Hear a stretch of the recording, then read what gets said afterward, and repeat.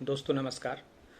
Corona की दूसरी लहर इस समय विकराल रूप में चल रही है और जो सबसे बड़ी बात यह है या इसको ख़राब बात हम बोल दें कि इस बार म्यूटेशन के कारण कोरोना के नए नए रूप सामने आ रहे हैं, नए नए वेरिएंट सामने आ रहे हैं और इस बार के जो लक्षण हैं वो भी डिफरेंट हैं। पहले जो है गले में खराश, बुखार आना, ये सामान्य लक्षण थे। अब तो लक्षणों में भी अंतर आ गया, काफ़ी नए नए प्रकार के लक्षण आ रहे हैं। कई लक्षण ऐसे हैं जो RT-PCR टेस्ट में पकड़ में भी नहीं आ रहे हैं। मतलब RT-PCR टेस्ट नेगेटिव होने के बाद भी ज़रूरी नहीं कि आपको कोरोना ना हो।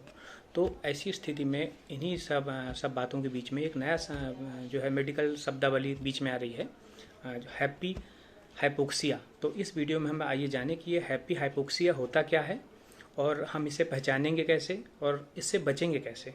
इन 3-4 बिंदुओं पे आप देखेंगे। तो नाम तो बड़ा अच्छा लग रहा है इसका, हैप्पी हाइपोक्सिया।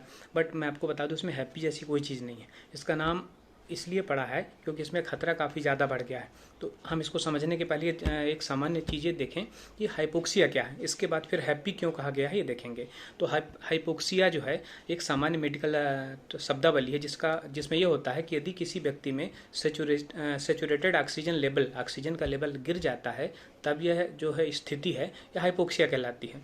आप सब जानते हैं कि 94-95 से ऊपर जो ऑक्सीजन लेवल है वो सामान्य है इस समय, ठीक है। 94-95 के ऊपर यदि आपका SpO2 है तो ओके कंडीशन में है। इसके नीचे है तो फिर ये हाइपोक्सिया की स्थिति कहलाएगी और तरह तरह की दिक्कतें शुरू होंगी। अब होता ये है कि जो इस बार जो सेकंड वेव है इसमें ज़्यादातर युवा जो हैं प्रभावित हो रहे हैं, क्योंकि बाज़ार में जो हैं वो आर्थिक गतिविधियों को लेके हों, किन्हीं अन्य कामों को लेके हों, युवा ही ज़्यादातर जो है वो घर से बाहर निकलते हैं किसी भी सामान लाने के लिए हो। तो इस बार युवा जो है ज़्यादा प्रभावित हो रहे हैं। पिछली बार क्या हुआ था, वृद्ध ज़्यादा प्रभावित हो रहे थे।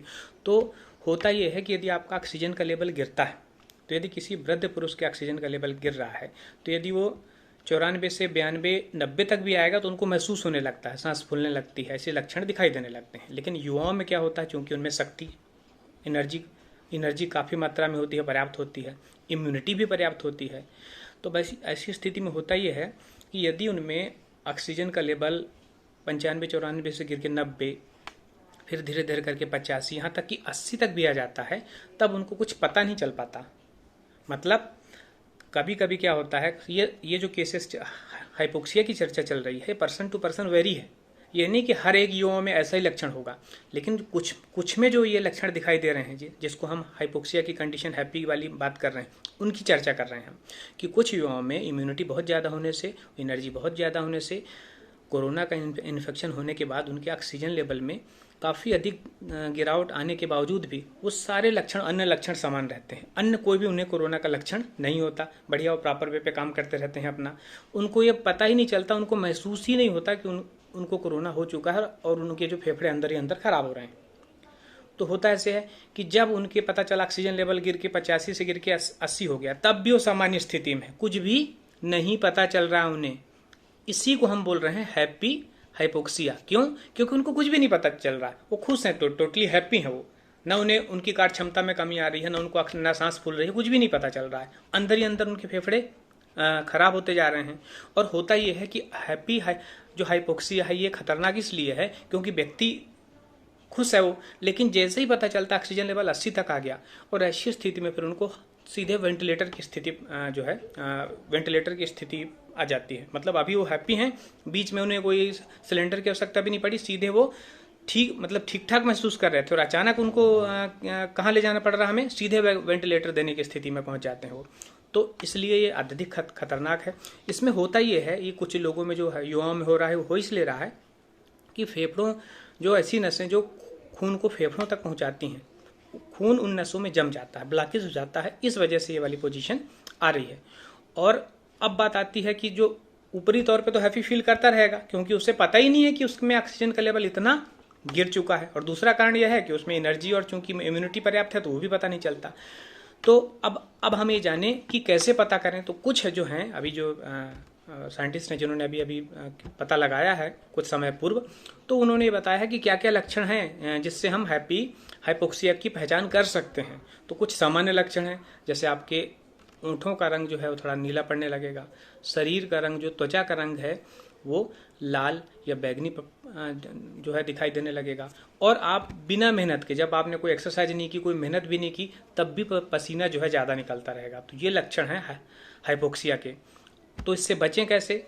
बचने का तरीका ये है कि जो स्वस्थ पूर्णतः महसूस कर रहे हैं, कहीं कोई दिक्कत नहीं है, वो भी दिन में कम से कम एक बार पल्स ऑक्सीमीटर से अपना ऑक्सीजन लेवल जरूर चेक कर लें। यदि 94 के ऊपर है उनका ऑक्सीजन लेवल तो कहीं कोई इशू नहीं है, लेकिन यदि डाउनफॉल हो रहा है और यदि तेजी के साथ गिर रहा है, एक आध दो, देखिए ऑक्सीमीटर में भी आपको घबराने की आवश्यकता नहीं है, कई बार वो भी मशीन भी एक दो डिजिट कम ज़्यादा पढ़ लेती है, लेकिन अचानक ज़्यादा परिवर्तन आपको जो है ऑक्सीजन लेवल गिरता हुआ दिखाई दे रहा है, 90 के नीचे पहुँच गया, तब आपको थोड़ा सा सतर्क रहने की ज़रूरत है और डॉक्टर से सलाह लेने की आवश्यकता है। तो अभी ऐसी स्थिति में कई लोग सोच रहे हैं कि हमें तो कोई इशू नहीं है, सांस लेने में कोई दिक्कत नहीं, सब कुछ है, हम ऑक्सीमीटर क्यों यूज़ करें? तो ऐसा नहीं है। कोशिश करें, ऑक्सीमीटर ज़रूर ले लें और उसका उपयोग करें, ताकि जो हाइपोक्सिया वाली कंडीशन है, हैप्पी वाली, इससे आप बच सकें। ये है, आप ऑक्सीमीटर सभी आप जानते हैं कि एक सामान्य मशीन है छोटी सी, जिसको आप अंगूठे के बगल वाली उंगली में आप यदि आप करेंगे तो ज़्यादा सही रिजल्ट आएंगे। एक ही उंगली में करें आप, बार बार ये नहीं कि फिंगर आप चेंज करते रहें।